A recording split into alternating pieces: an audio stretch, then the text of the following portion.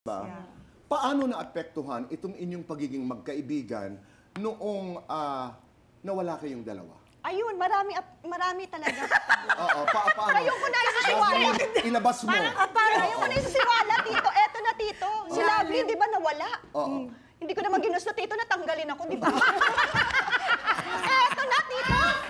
May pumasok, Tito. Si Dasuri, Tito. Koreana. Koreana, Tito. Nagkaroon ng Valchari. Yung Balenciaga nawala. Sabi ko, ba't ganun? Naiba na yung hashtag. Dati hashtag Balenciaga.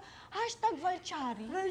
Alam mo, Tito, nung time na yun, sabi ko, hindi ako magsasabi sa dalawa. Sabi ko, talagang I pray, Tito. Kasi syempre, minsan pag galit ka or nagtatampo ka kung ano-ano masabi mo, hinayaan ko talaga, Tito, na dumating yung moment.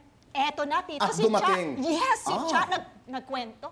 Nagsiselos pala siya kay Val tsaka kay Chan. Kay Dasuri. Okay. Nag-open up sa akin. Nag-open up, Okay. alam mo ba ga? Dahil ikaw ang unang nawala, di ba? Oo, una ako Okay. nawala. Tapos naging close sila. Alam mo ba ga? Medyo may open up ako sa'yo. Medyo na apektuhan ako kay kay Val at saka kay Dasuri. O eto na ga. Sabi ko, I think this is the right moment. Oo. Eto na ga, masasabi ko na yung matagal na nasa loob ko. Kayo nga ga, di ba? May Valchari. Nabaktuyo ako dito, boy. Nabaktuyo ako. Doon, Tito. Nilabas mo lahat. Oh, Hello, Tito. Val. Siga pala. Ganito pala hindi natin naisip yun, no?